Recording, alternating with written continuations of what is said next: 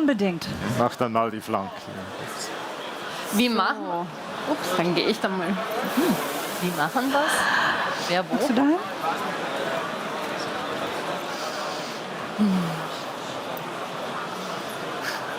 Alle bereit?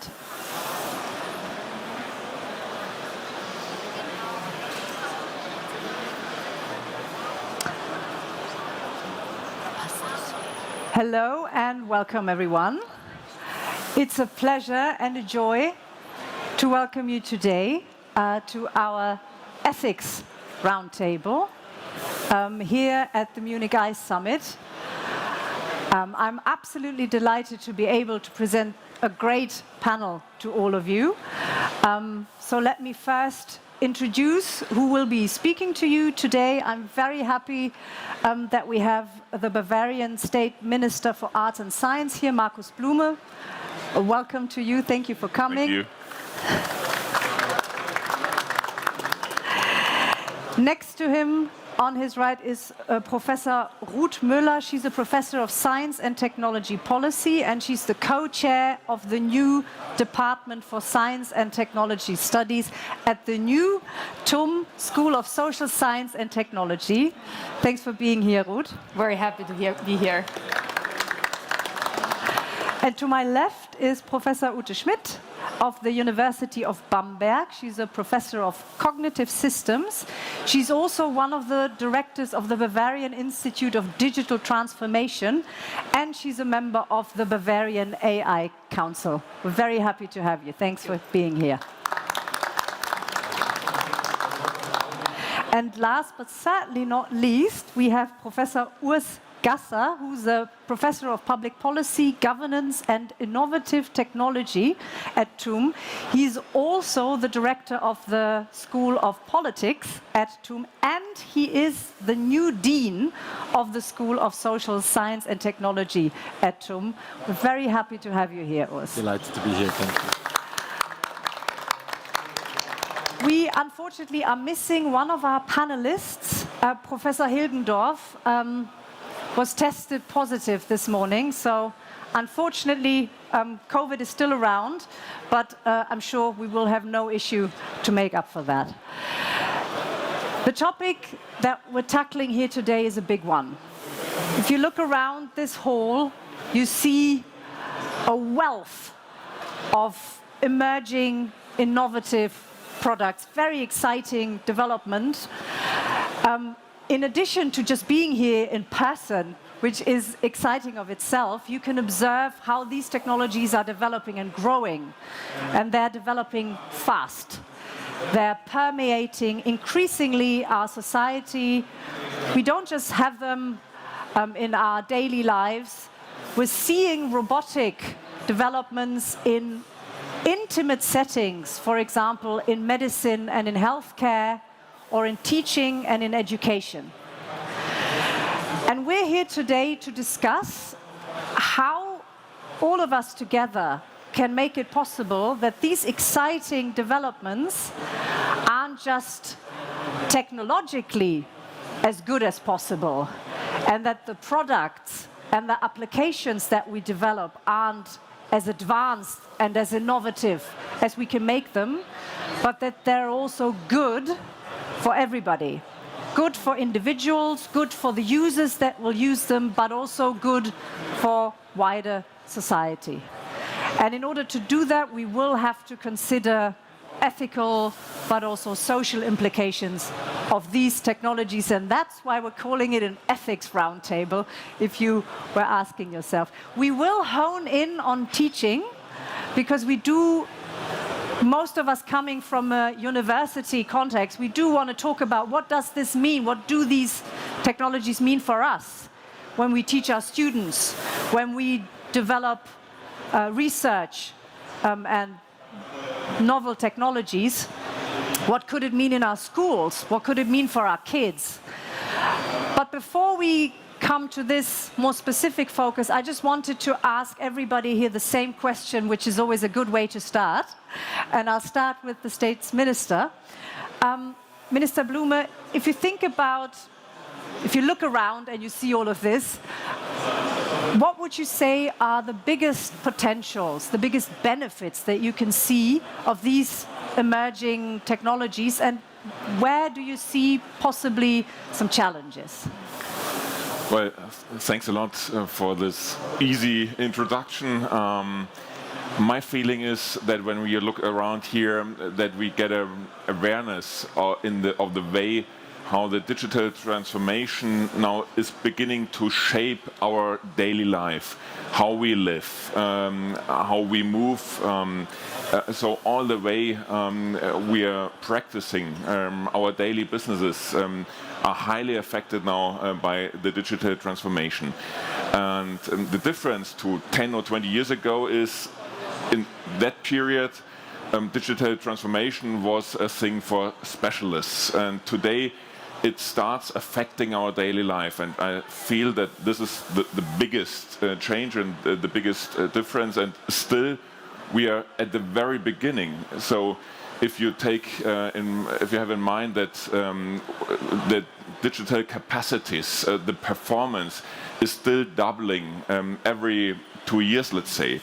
We're talking about a factor of 1,000 in a period of 20 years.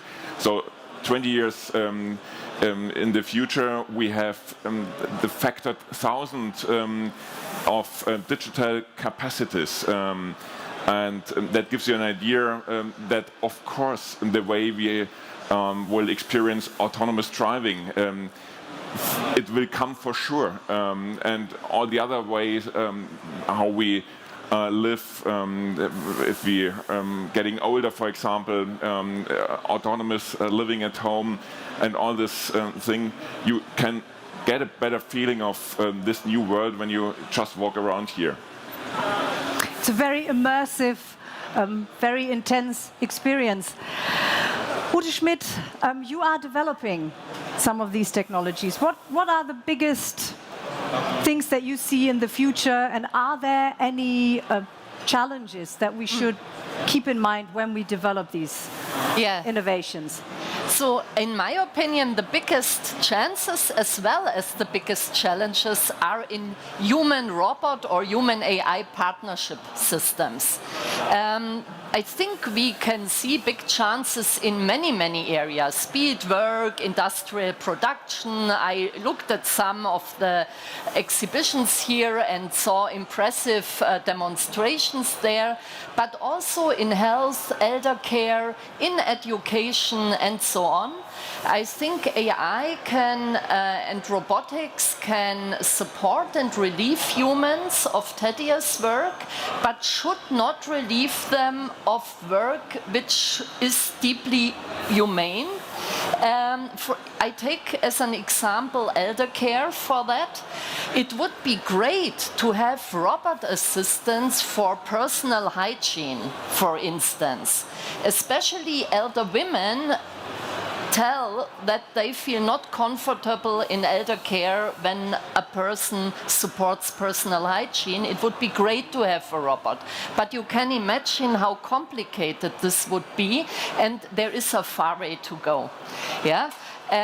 In general, I think that we have big progress in AI systems, giving fast classification, precise and fast action and performance, high precision performance, but there is still lots of basic research to do in context awareness, in interleaving human and AI. And when I am allowed to give one last example for the challenge, when you think about small children passing a cup with some drink in it, yeah?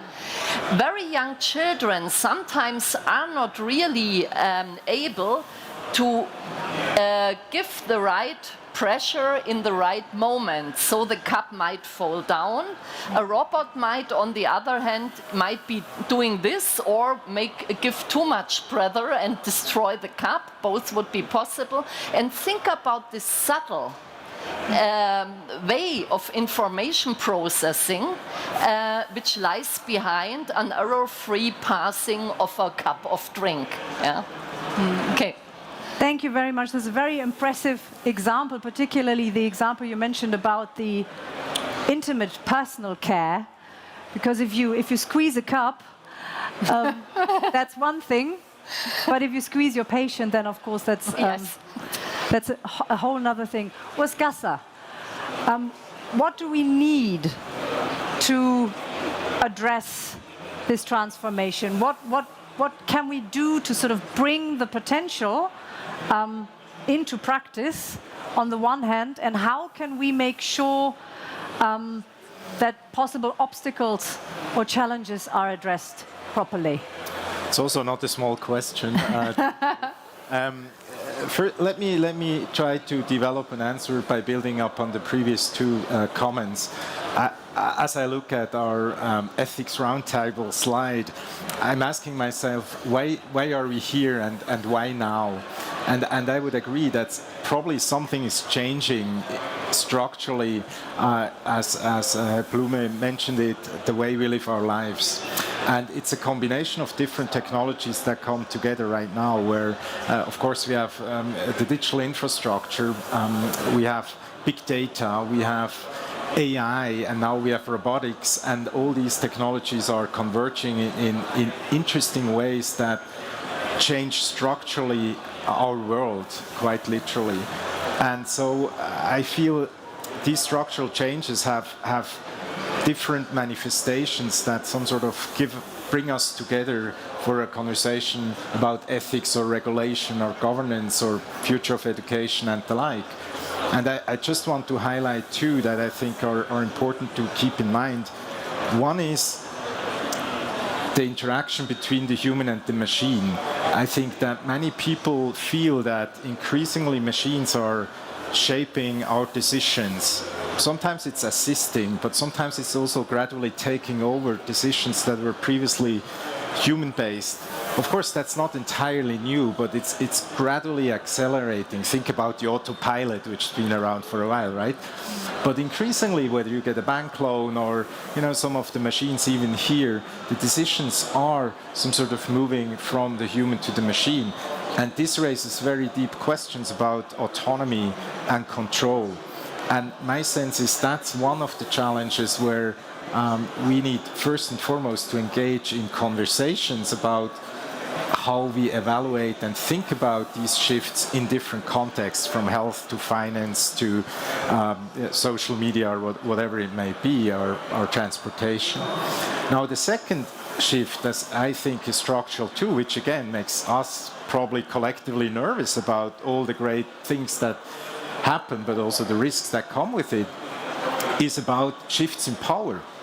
It's not only that we have some sort of a new design of human and machines and how do we structure the interactions, it's also who makes the decisions, who has the control, and who has the agency essentially to act upon in this new interconnected world.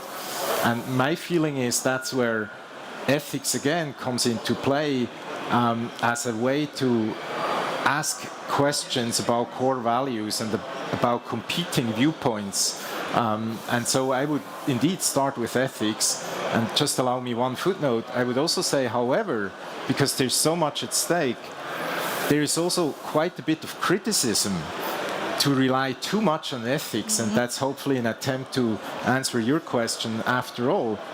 Yes, we need to have conversations about ethics, but we need to really use all the toolbox available that we have as societies, whether it's law and regulation, whether it's educational practice and user empowerment, whether it's incentives through taxation or research funding or whatever it may be, to steer us in a collective direction, both in terms of development and use of technologies, where we unlock all these benefits that we already mentioned, but also manage the risks and avoid some of the harms that may come with it. Thank you so much. I will ask the minister in a minute about that, because what you're pretty much saying, or what you were saying towards the end, is ethics is one thing. It's important, it's good, but we need some law here. Right? I mean, we will need some regulation. And that's increasingly something that a lot of people are saying. Because this is a very horrible term, but I will use it anyway. Ethics has also been accused of sort of serving as a means to do ethics washing, right? Like greenwashing, where you say, we have a little bit of ethics consideration and perfect. And that way we don't have to bother with regulation. We can sort of source this out. So we will have to talk about how we can avoid that aspect. I agree with you. We need the entire toolbox. Ethics is an important one, and it can often point the way where laws should go. But obviously, we sometimes might need the full power of the law. And now I'll do something that's very rude. Ruth is a really good colleague of mine, so she will forgive me for that. But I will ask her a question where she needs to help me address what the two others have said. So Urs Gasser in particular has said, look, we have, if we let these technologies can make our life easier, but they might take some control away from us, right? They might also come with power differentials. These are big issues. Now, I know that there are lots of people here who build these things, and they work on one tiny aspect, right? So you have the person who will program, can the robot grab the glass? And that's what they do for 6 months. That one thing, which is brilliant, that's great. How can young researchers, how can we ask developers who sort of have to pour their excellence, that these little steps, everything that you need so that the technologies really work, that they have to make sure that's done. How can we expect them to also keep in mind big issues of autonomy and power and so on? You go. Well, that's of course a fabulous question, and I'm very happy to answer it, actually. So I think, first of all, we need to change how we think about engineering and technology development. We need to understand that engineering and technology development are deeply social and political processes, right? When we develop a new technology, we always have a certain vision of life inscribed in that technology. We have a certain idea of how it should be used, who the users are, and what kind of vision of life it will support, right? We're talking about autonomy, for example, in elder care. That means we assume that autonomy is a value we want to support with these technologies. So the French philosopher of science, Bruno Latour, once said, technology is society made durable. So it is kind of a materialization of what we think is a good life, what kind of forms of life we want to support. And I think we still have a bit of a lack also in engineering education, for example, or in computer science education, to make young researchers aware that in the processes of developing technologies, they are shaping our societies. And I think this is where we need to start, kind of to create this different understanding of what it means to develop technologies and how that relates to societies and future forms of living. So this is the first step. And then, of course, you were saying, okay, we have here our young engineer in the lab working on how the robot can pick up this glass without crashing it, right? So this young researcher cannot carry that burden by themselves to also think about all the social, political, legal implications. But what we can do is to structure such processes of research in a truly interdisciplinary way. So when we develop new technological applications like robotics that will shape our society significantly, that we assume that it needs an exchange between different disciplines, and I think bringing in the social sciences and humanities is really important in order to think about what is our vision of society that we're inscribing in this new technology. What forms of life will it support? Who will be included in the group of users? And there are, of course, questions of social equity, and we were talking earlier a bit about that as well. Social equity, technology access, diversity. Who's even imagined as a user for this technology, and who never shows up in the whole design process, right? So these are the points where we really need to start to think about development processes as already social and political acts, and not say, oh, now we have the technology, it's done. What do we do with it in society, right? We need to start earlier, and I think that's something we're really in the projects that Alena, myself, and Sami Haddadin are doing together. This is what we're trying to do: bring society and these whole questions about societal impact, political impact, ethical impact into the development process in an approach that we're calling embedded ethics and social science. Thank you. Also, thank you for that little advertisement for our project. Minister Blume, making laws is a really difficult thing, and making policy is complicated. And on the one hand, you have to take away obstacles of development.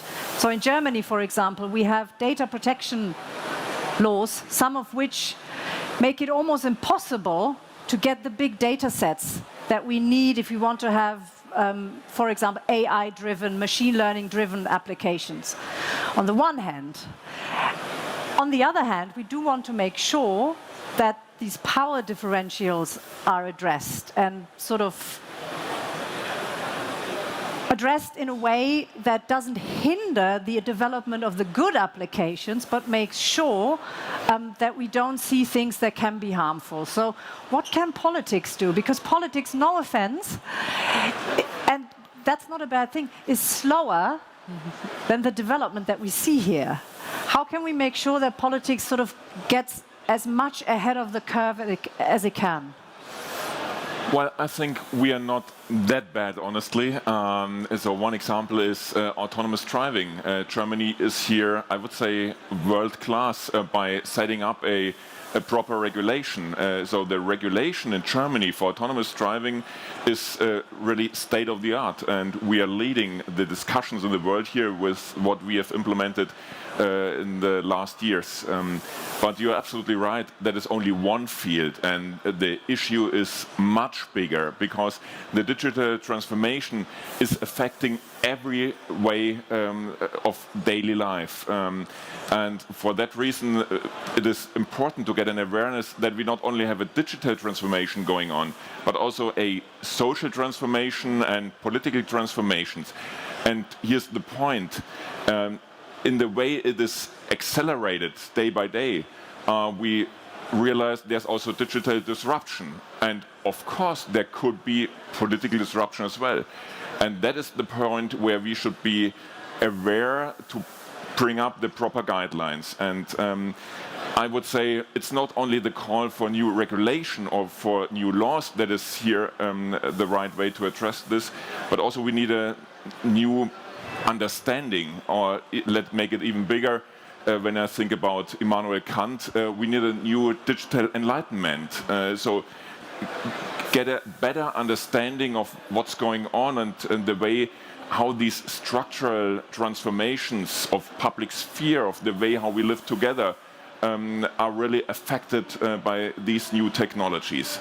And I'm not quite sure if everyone has already realized what's going on there when they put the new screenshots on their social media account and so on. My feeling is that many people just live in their, let's say, Plato's cave. They see the shadows on the wall and think, okay, wow, that's reality. No, it's not reality. It's just a small part. And I would really like to make my advertorial for the point, let's make sure also in the future that the power of the argumentation makes the difference and not the power of the algorithms. So we should always be, as mankind, in a position to set up the rules and not just let it just happen. Thank you. That's actually quite concrete. So if I can pull this out, oh, this is unfair competition. There's a band. Okay, guys, we have to really rally. Does that mean, can I push you on this, does that mean that you would argue to keep the human in the loop? So that you would argue against fully autonomous decision-making where... Absolutely. So, for example, we talk about legal tech. I'm absolutely in favor of legal tech. Bavaria is leading here all the discussions. But this can only be an assisting tool. So in the end, there must be people who take the decisions. You cannot put a machine in charge people are in charge and not machines. I like that because, you know, coming from the medical field, where you're looking after patients, the idea that you might take out the physician entirely, which in some areas you might be able to, that's a little scary to every doctor. And so this goes to this trust issue that you just said. I just want to mention that the Munich Institute of Robotics and Machine Intelligence runs these clinics and workshops where children and sort of citizens can walk in and have a look at these machines, because a lot of what you just said is this sort of unwillingness to engage. But we also have another issue. And now we're sort of coming to the education and training part of things. And I'm going to first ask Ute Schmidt about this. So these days, when you open the newspaper, you read everywhere that Germany has a big crisis coming. Obviously, we have many crises, more than we would like to, but one that is emerging very quickly is a crisis of people that work. Fachkräftemangel. Well-educated, well-trained people. And I think Bavaria is actually still doing quite well in this regard. But we see a shortage of MINT-trained young people. So if all of what we've just talked about is supposed to really happen, and is supposed to happen here, and not just in the US, not just in China or elsewhere, what do we have to do so that we get the engineers that also think about the ethical and social implications, so that we get people who, because we cannot talk about these things just amongst experts, right? That's what you just said. We have to get out there and we have to get society involved as much as possible. And that also means training people very young to see this as something that they can shape. Because if, as the minister just said, it shapes our lives, we want to shape it right back. So how do we get young people, how do we get engineers to stay? That's probably one question. That's an important one. That's an important question. We're losing our... Because we increased our capacities on our universities extremely, but the problem is they are well educated and then leaving the country. That's really an issue. Absolutely, and I want to talk to Urs Gasser about that as well. Can I just give one example? So I go to lots of conferences and I meet colleagues who tell me, oh yeah, we just hired the best computer scientist off TUM, because TUM is one of the best computer science departments in the world, as we all know. We're very proud. But they immediately go to Google and they earn 400,000 euros from the start. I mean, that's very hard to compete, right? And that's just what they're telling me about computer science. It's the same about the engineering people. It's the same about the people who build the robotics. How can we make sure, because it can't just be the money, how can we make sure that people stay here when we train some of the best people in the world, and how can we make sure we start as early as possible? Maybe I'll take Ute first and then Urs Gasser on this. Okay, so both are really interesting and important questions, I think. For the first part, how to get more interest, more students and more Fachkräfte in general into STEM subjects, be it computer science or engineering or mathematics and so on. I think by now we all know that we need to start early, and this cannot be just something which is once a year. The Girls' Day or the Boys' Day are both very, very good measures, still very good measures. I don't advocate to quit that, but I think we need more continuity over the time. And this starts in school, and this starts, in my impression, a little bit how STEM subjects are often taught in German schools mostly, because to get excited about STEM, of course you need to know your basics, but you also need to do something practically. Yeah? To understand mathematics, it's not helpful just to learn to calculate certain expressions, certain terms, but you have to understand that you can model something important, what's what's going on in the world by means of mathematics. Same with computer science, yeah, and so on. And so STEM is not so sexy for German high school students in a way, yeah. And I think we need to do something there. There is lots of out-of-school offers in many of these domains, but I think we need to bring these into schools and maybe work there more on changing how we teach STEM subjects, yeah, without losing the substance. Don't misunderstand me. It's very challenging. I mean, I'm speaking as a mother. Yeah. I have a 10-year-old who's very adept with his hands, really talented, and I keep thinking this stuff would be really great for him. But Did he you hates... already give him a robot? Yes. Okay. I actually took him to a lab because I wanted to sort of get him excited. But he hates math with a passion, and that's what we're up against. So I take the point that we have to sort of sexify the STEM subject. And when I make another word there, especially girls often are kind of overseeing how interesting and fun STEM subjects are. Right? And so I do work for girls in computer science, motivating girls in computer science from early age on since more than 15 years now. And it's still amazing for me when girls come to a workshop we teach and a girl afterwards writes in the evaluation sheet, what liked you most? Programming, exclamation mark, exclamation mark, exclamation mark. It used to be a female. It used to be a female domain. Yeah, Programming was very female, and that changed in the 80s. Right. Thank you. Okay. Can I push Urs Gasser, because Urs Gasser, I didn't say this. I made very quick introductions, but we called him back to the continent from Harvard. So one of those places that takes our best people. So Urs, if we look beyond the very young generation, if we look at, you know, the young engineers, so the slightly older, but still the young generation, the people that we need to, on the one hand, to address these societal aspects and the ethical aspects, but to also build these technologies, because we want to build them here.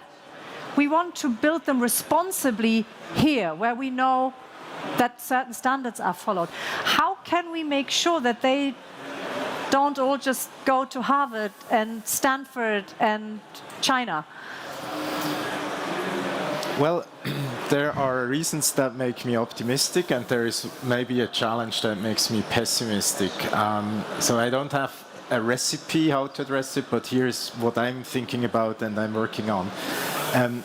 What makes me optimistic is I feel Europe and Germany has an opportunity in this moment in time, where we have the US and China in particular in a massive arms race, where these technologies we're talking about play a key role, and essentially running two alternative visions for the future and two very different types of operating systems for society. And we are all familiar with what that means, right? The US much more market-oriented, capitalistic, including the downsides, surveillance capitalism and the like. And then China, we know, much more top-down control and much less freedom and much less, obviously, democracy. And Europe, I think, within that global dynamics has an amazing opportunity, where we are, as you pointed out, some sort of offered an opportunity to shape the future and offer a perspective to young people how a third way can look like, where we're not only talking about responsible innovation and responsible technology, but what does it mean to be a responsible society, and what does it mean to reimagine in politics, as Mr. Blume mentioned? What does it mean to reimagine our institutions and the way we collaborate and work together against the backdrop of core values such as human dignity and human rights and rule of law and the like. And I think that's hugely attractive and attracting. So we see young people in our universities being excited, maybe even in this room, and committed to this vision and willing make an investment and maybe stay abroad, but then come back and say the project I want to work on for the future shares the qualities that I just described compared to some of the alternatives. So that makes me optimistic, and I think combined to that, what I see at TUM arriving here, like as I arrived 9 months ago, I see this commitment to values and this opportunity to help shape and create the future, which makes me excited, and I think gets the students excited as well. Now, what makes me pessimistic is I think we still have an unbelievable mindset problem here. And I'm not limited to TUM, so I want to be polite. I'm Swiss, right? So I think we have a real mindset problem here. My experience over the past 9 months alone, coming from the US and now being in this environment, is there is so much path dependency. Some people call it bureaucracy, but I think it's the wrong term to describe the phenomenon. It's some sort of starting with the constraints as opposed to start with the exciting potential we have. And I think that's the biggest pushing people away to the US and other places. You mentioned data protection, which is just kind of one of the many, many examples, but I think it's in our institutional fabric, it's in our heads that we are somehow constrained and always ask first with why something may not work or why something may be a bad idea, or get defensive about our turfs, as opposed to some sort of get excited about what's possible and then work from there. And to me, that's the biggest challenge ahead. How do we change our mindsets when it comes to creating and shaping this alternative future? And that's where I don't have a good answer, but I'm sure we'll figure it out. Yeah. But I see a lot of, if we did this, there would now be applause, because I see a lot of nodding, and everybody who has intercultural experiences knows exactly what you're talking about. And you have these moments where you're on the phone with colleagues, for us it's professors, right? And you talk to somebody and you're making jokes about all this, you call it path dependency, we could say other less friendly things, how much we compensate this daily, and how much of our time we spend dealing with, can I say this? Bullshit, pretty much, on a daily basis, constantly. And that's what you mean, right? We have to navigate these complicated things instead of pushing ahead. At the same time, pushing ahead and being excited here cannot mean we throw away what you just described as our values, because they are what's important to us. They are what sort of builds the special the middle way, the European way that you described. And I think actually, if I can just say one thing and then I'll hand over to Ruth because I want to ask her something else. I think that's not just something where we can all say, that's for politics to do. Or, I don't know, somebody has to do it. There's also a certain element of we, all of us, have to address this. Because it's us too. When it's convenient, it's, easy to say, well, actually the other guy is responsible for this.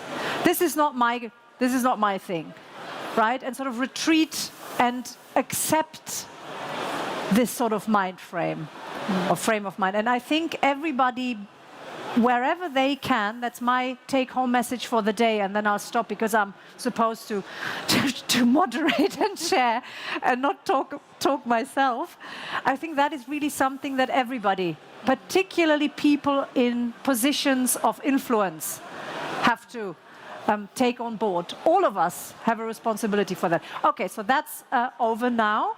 But frankly, I feel that we are much better than we always talk about the things. That's true as well. So the way of, or the level of excitement in Germany or in Europe is always much lower than about what happens about the same thing in the US, for example. And to be fair, in the US, given we have the same environment, we would not have a panel talking about ethics, but we would have a panel how to make the first million. And maybe, again, that's what you just said. It's in our mind, and it's a different approach, but the potential, especially here in Munich or in Bavaria, I feel that we see it very clearly, and if I look around, I see so many people that are very much excited about what they are doing every day by day. Can I just correct one thing? Ruth, I know you want to come in. But it's very important to me that we don't equate ethics with sort of, it's all so difficult. So I think the way we understand ethics at TUM at least, and many of our colleagues this day, is enabling. Enabling tool. Exactly. No, enabling responsible. That's really important to me because often people think it's the ethics police coming telling us all the stuff that we can't do. That has really changed a lot. I just need to say this. But you are right. We don't blow our own horn, do we? And in the US, we would have a panel on the first million. We would also have an ethics panel. So they do plenty of ethics panels. But we would, I think we would, in particular, people then come and go and do in their workplaces. They can do that. And that's sort of the energy there that is a little different. And I think we can become a little better about that. But Ruth, you wanted to come in for a while now. Yeah, so I want to pick up this. Is my microphone working? Now it's working again. Great. I want to come in on this issue of values and going back to this question of also how can we recruit, passionate researchers in science, engineering, computer science. And one thing that I'm seeing among the current generation of students is that many of them are highly political, right? We're seeing Fridays for Future, students, other young people being on the street and saying, so hey, we want to shape our futures. We don't want to just continue and, for example, develop the next machine that makes some people in society a lot of money and decreases the quality of life for others. So I think we have a generation of students right now that is highly motivated, and I'm seeing it among the engineers as well, that they're asking these questions. So I'm learning all of this, but how can I use it for actual social good in a kind of also equity and justice oriented way that isn't necessarily only oriented towards commercial success? And I think here we have a real opportunity. Yesterday I gave a talk at a summer school of the TUM, Imperial College London, and an adjunct technical university, and we were talking about responsibility and robotics, and afterwards a young student came up to me and she was like, this is great, this is really what we want to do, but how do we convince our PIs and our professors that they need to pay more attention to social responsibility? And what I said to her is kind of use the power of the good PhD student, right? Kind of make the professors aware that you will only work with someone who is working on technology development in an orientation that considers social justice, that considers equity, that considers environmental impact. And I think this is where we have a real chance here, if also like the older generation that now holds power and institution understands that you can work with enormous human potential if you really make a change and orientate yourself towards technologies for the people. Then we can keep people here who otherwise might go and be like, okay, if I'm not going to do something good with my engineering background, I might as well make a lot of money at Google instead of kind of working at a not very well paid job at the university. I think it's this potential that we really need to tap in. And the second point that is really important, and Ute, you already hinted at it, we still have an inclusion and equity issues, particularly, of course, in the STEM fields, right? We still have a lot of bro culture in engineering. Create more inclusive engineering cultures, inclusive computer science cultures, and make this something that is important for everyone in these fields. And not you have a workshop, let's say, about gender in the STEM fields, and then you have a room that is only filled with women. That is not how we make cultural change. We need to understand that our fields become better and also internationally more competitive if we change our cultures, and that we will also have better ideas if we are not only focused on one perspective, but are able to kind of see a diversity of perspectives that then helps us also shape what kinds of technologies we develop. So if I understand you correctly, you're saying that one of the ways to keep people here is to lean into the idea that people want to work on something they feel has value. Makes a and difference in the makes world. a real Or it's difference. meaningful. Yes. Yes. And I was just going to say that you read poll after poll about the generation Y and the generation Z and so on. And one of the things that keeps always emerging reliably is that that generation wants to work on something that they believe makes sense and that sort of is important and relevant, and not just instrumentally, gets me a paycheck. So I think to tap into that as early as possible is a great way. As ever with the panel, we are opening up enormous questions, very difficult ones, and we've just sort of Tipped on it. dusted the surface of these questions. We could drill down quite a bit. I did want to do a round where everybody here can also turn their view to the future as much as possible. So if I could ask you, Minister Blume, in 20 years, where do you think we will be with these kinds of developments, and where do you want us to be? What's the vision? It's really hard to predict because no one could ever have imagined 20 years ago where we would be today. So again, all these smartphones, etc., it was just not there, and everyone thought your BlackBerry is the last point of evolution, and that's it. And of course, it was not. And for that reason, it's really a very tough question. I'm a strong believer in the power we have to shape the future, and for that reason, I believe at least this place here, Germany, Bavaria, Munich, is a good place to be, because we have, from a political side, we only can helping or make sure that we have an environment that is good for bringing up these new ideas, to attract talents from all over the world, and to have this openness for new technologies. And for this reason, I believe this is really a good place here to invest in your ideas or in the ideas of others. There's also the political support there that is necessary, and the willingness not just to lay back and say, okay, well, everything is fine, I'm doing so good, and that's all, everything is enough.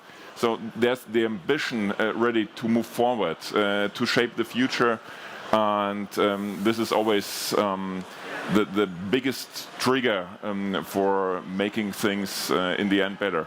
And of course, I could talk about all the cool stuff from our car-making industries that would be even cooler tomorrow, but that's not the point. Thank you. Plus, we have, beer gardens and a wonderful place. Thank you so much. Is there a message you would give, because the rest of us, who will get the same question in a minute, we are all from universities. Is there something that you would tell us, or that you would, a message that you would give us what we can do? I would say just take the opportunities. So really from our side, with our high-tech agenda here in Bavaria, it's a massive investment program, investing or spending more than 3.5 billion euro in digital transformation, in artificial intelligence and quantum computing.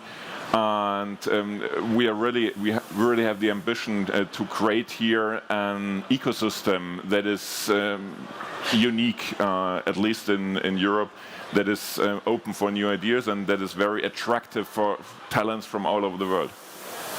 So it's called Isar Valley, yeah? Okay, thank you very much. Ute Schmidt, what is your vision?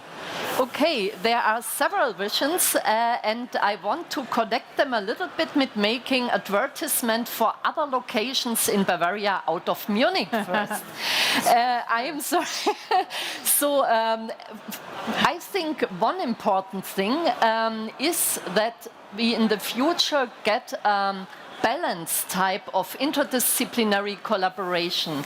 Often I see that, for instance, social scientists talk about AI and don't involve computer scientists, AI experts. So for instance, this discussion about the trolley problem related to autonomous driving was terrible. Yeah?